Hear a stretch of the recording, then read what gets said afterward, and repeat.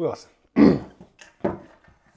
we got two badass Bluetooth speakers here, man. We're in the $150 price bracket. We got the Bose Soundlink Flex 2 versus the JBL Flip 7. Yeah. Hey guys, welcome back to New Stuff TV, the Untechnical Tech channel. I'm your host, Antoine. I can't figure out which one of these is going to win this challenge, Richardson, because we got this. This is like a thick sound. Yeah. Would you agree? It's very, like warm. thick, even chill, grown and sexy. You know what I'm saying? Yeah. Mature. Yeah. It's like this got a full beard. You know what I'm saying? And this dude right here got a goatee. You know, the line goatee like we had in the early 90s. You know, the brothers with the bald heads with the line goatee. And then you can mature a little bit, then you grow the cheeks in, and that's where you get the bows. It's grown man stuff right here. But seriously, they both sound good, right? They both sound really good. All right, just off the top, which one you like? As far as sound. As far as sound, I don't know. I like the fullness of the JBL. From what Do I heard. you? You think it sounds fuller than the Bose, or? I feel like it does. I think it just does better with the mids and highs. Let me see what you talking about, man. Let me see. Don't worry, guys. Y'all hang tight. Me and Wilson going to sit here and discuss this, and we're going to get to the bottom of this, but I will give you a true sound sample. Speaking of the sound samples, hopefully you've seen my first impression video of the JBL Flip 7. Then hopefully you just got done watching the JBL Flip 7 versus the Flip 6.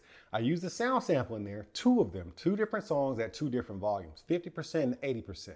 I use that throughout all these comparisons that I'm gonna be doing because I want to keep things consistent across the board. Because as soon as you start changing EQs, you introduce personal bias into the equation. As soon as you start fluctuating volumes and stuff, it just goes all over the freaking place. So to just keep things consistent across the board, same two songs, same two volume levels. But I need to hear this again because Wilson says the JBL Flip 7 sounds a little thicker than the Bose. You really think so? Not thicker, but fuller. Fuller? Well, that's what thick means, man. We got two definitions of thick. I guess so. Okay. So would you say this was like thick, T-H-I-C-K, whereas this is T-H-I-C-C-C-C? That's a good way to put it. This is thick, and this is thick, right? Yeah. Okay, fine, fair enough. We'll leave it like that. Okay, but I do need a little bit more. Hold on, let me get me some of this. All right, let me see here.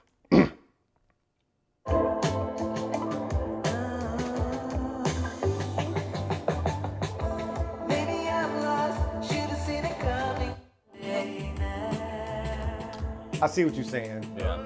More mids here. Yeah.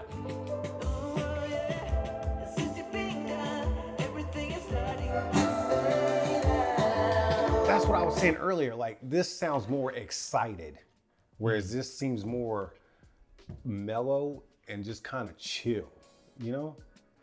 Thick. Anyhow, let's get down to it, man. That's the sound difference, right? But there are some physical and internal differences that we need to discuss. Now, y'all know who I am.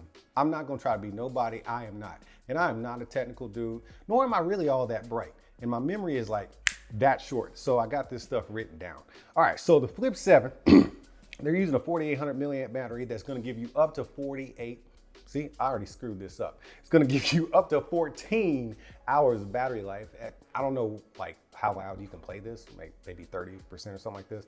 But anyways, up to 14 hours of battery life. But they do have a feature in here called Playtime Boost, and you can get up to 16 hours. Now, let me give you a disclaimer on this Playtime Boost. It will pull back your bass and some of your mids. So I suggest you use that if you're just listening to a podcast or something, or you just seriously don't care about the sound quality. You just need music playing really loud for a long time.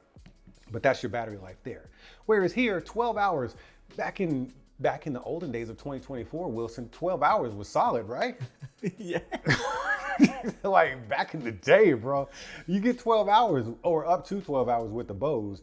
And speaking of the olden days, back in the olden days of 2024, IP67 was a standard across the board. You wasn't shit unless you did IP67 in a speaker, right?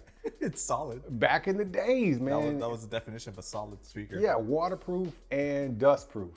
And there you were. But now JBL Flip 7 says, hold my beer, man. We got IP68 and we are drop proof. from up to 30 meters. Or not, did I say 30 meters? Dude, From 1 meter? don't try that. Do not drop your speaker from 30 meters away. You're going to be on my comment section talking about, Antoine said I could drop it. You owe me $130. Nah, bro. Up to 1 meter. Where did I even get that from? I'm thinking about smartwatches. Like, I guess so. Anyways, so you could drop this on concrete up to 1 meter, like drop distance, and it should not sustain any damage that's going to impact it. So I'm not going to try it on this channel. You can go somewhere else for that. But so like, yeah, this is old standard now. This is this is not good. It's outdated. This is outdated as far as durability. We got IP67. Where they do that at?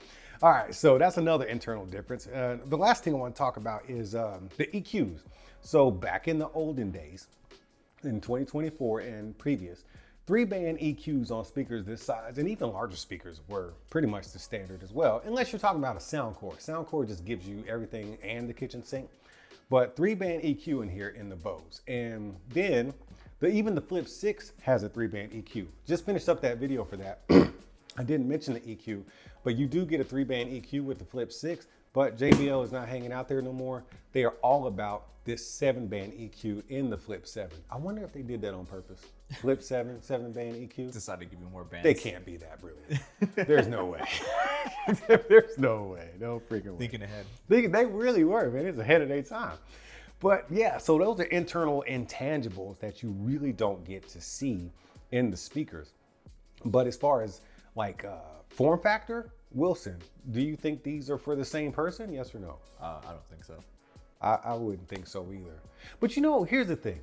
Even though they're not for the same person, I do not believe, you know, let's talk about this real quick. So we're going to be doing videos. So this is video number 2 of 4 or 5. I don't know. Video 2 of many. Because we're going to do the Sony Field 1. We're going to do the Motion 300. And we already did the Flip 6. And we're going to do the Charge 5. All these are going to be comparisons. Here's the thing, man. Yes, they're speakers. They're supposed to sound good, and they all do sound good.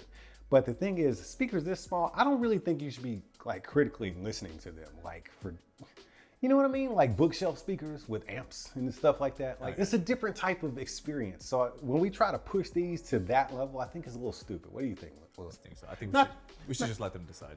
I'm not trying to insult nobody, but I just need to get my point across, man. These people be tripping in the comments.